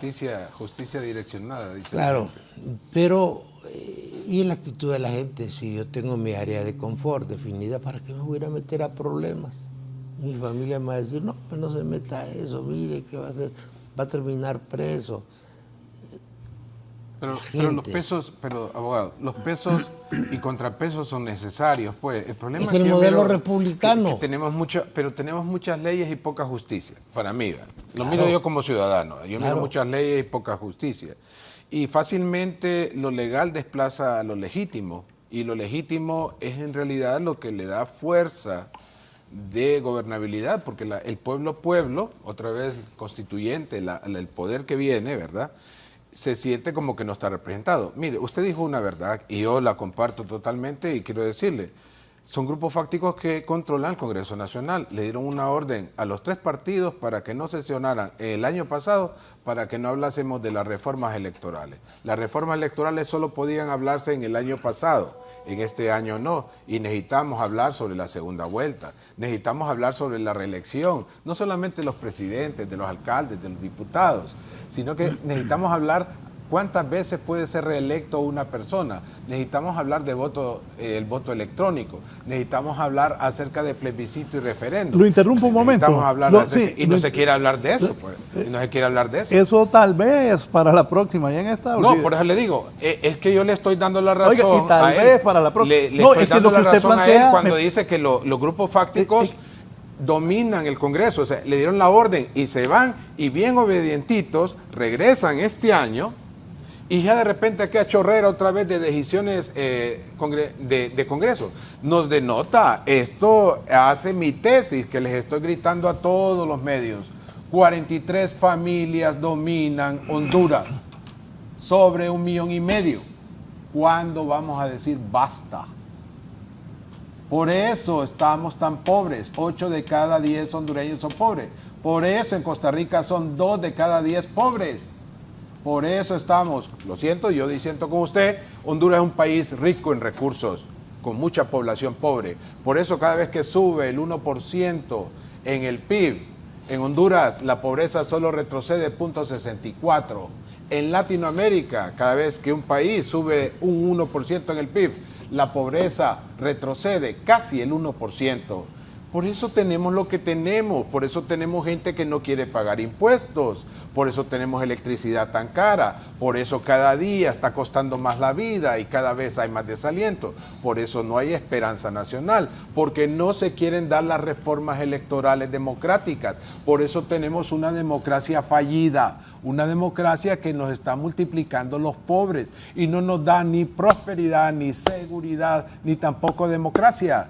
Y por eso, cada vez que usted quiere elegir a alguien, le ponen a otra persona donde se decide el gobierno. Ahora lo tenemos en Alcoba, que así se deciden las decisiones de gobierno, pero también se deciden las decisiones en muchas alcaldías, en alcobas.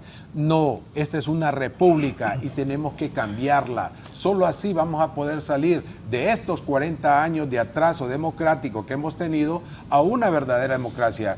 Y mire, pueblo hondureño, usted tiene que ver que la democracia trae desarrollo, pero los 4 años que realmente está un gobierno, el primer año no hace nada porque el otro le robó y se dan de acuerdo, cheque, no pudo trabajar. El segundo, no me pidas tanto, por favor, estoy aprendiendo. El tercero, ya hay obras. Y el 4º año, entonces no podemos hacer obras. ¿Por qué? Porque vienen las elecciones. ¿Qué quiere decir eso, pueblo hondureño? Que para tener 4 años de desarrollo democrático se necesitan 16 años de tu vida y de la mía y de los que estamos acá.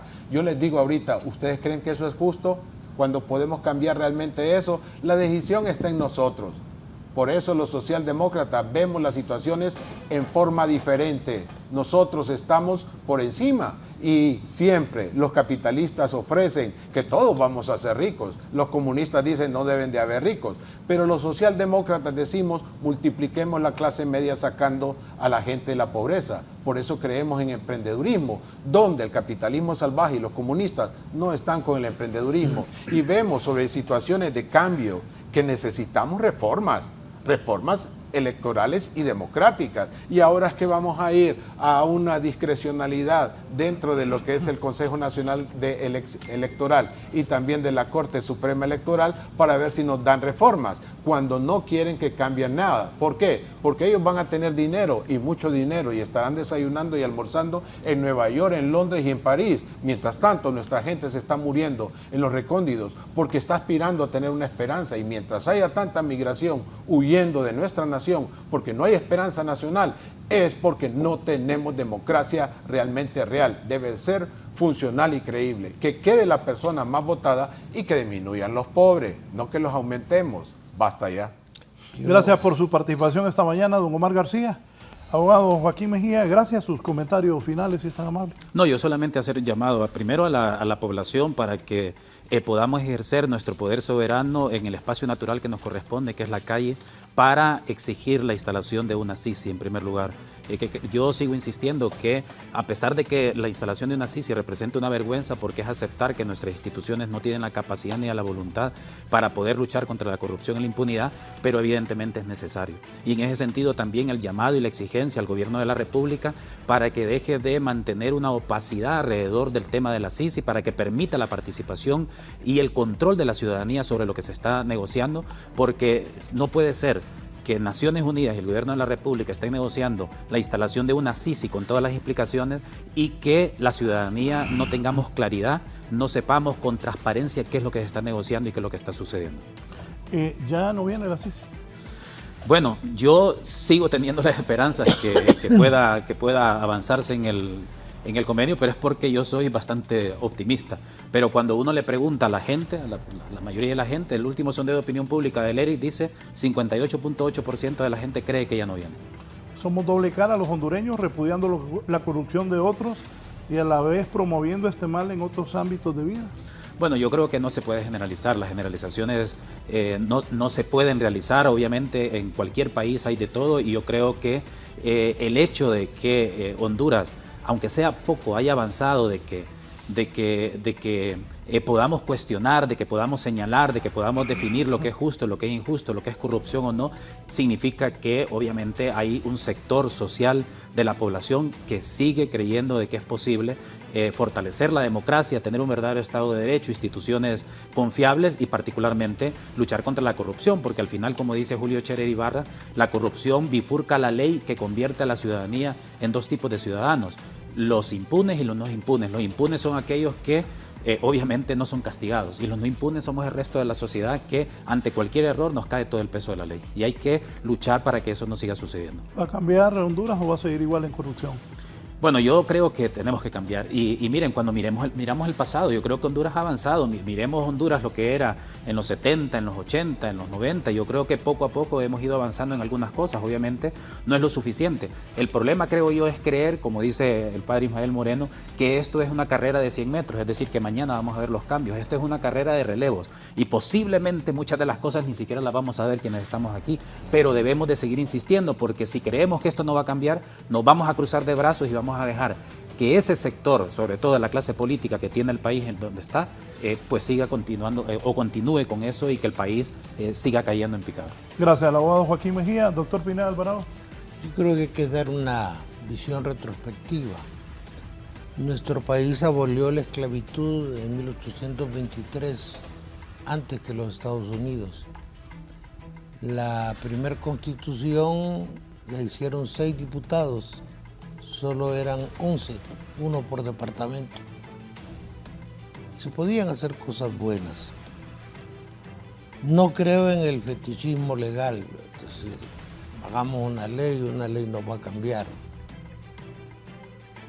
Sí creo que antes había más conciencia. Todavía recuerdo que cuando alguien no rendía cuentas en una aduana, en una administración de rentas, se encerraba en su casa por la vergüenza del rechazo social. Esto lo va a cambiar la gente a través de un proceso de educación. Yo siempre he recomendado a los líderes espirituales o religiosos: hagamos una jornada anticorrupción. ¿Se imagina que todos los curas y todos los pastores un día estén dándole duro a los corruptos y criticando? No se hace. porque pelear contra la corrupción es pelear contra el poder, y pelear contra el poder no es fácil. Es algo que el hondureño, que es un tanto tímido, no se quiere involucrar. Pero hay que trabajar con la gente. Sí creo en eso de la manifestación popular y tal vez hasta callejera sin llantas, ¿verdad? Sin llantas quemadas al menos, ¿verdad? Pero hay que trabajar la gente. Si usted no trabaja con la gente, especialmente con los jóvenes, donde sí se está arraigando una conciencia anticorrupción, entonces el país tiene esperanza. Si no, vamos a tener una gran consecuencia. No es que vamos a ser más pobres, es que va a pasar lo que ya está pasando, que la comunidad internacional se está hartando de los gobiernos de Honduras, de todos, y por eso la ayuda internacional se va disminuyendo cada vez más. No quieren dar dinero para que se lo roben los que ostentan y detentan el poder. Muchas gracias, don Raúl Pineda Alvarado, don Joaquín Mejía y don Omar García, a ustedes por permitirnos ingresar a sus hogares. No nos cambien un momento mis compañeros y compañeras de Hoy es tu Día, aquí en Canal 11. Que estén bien.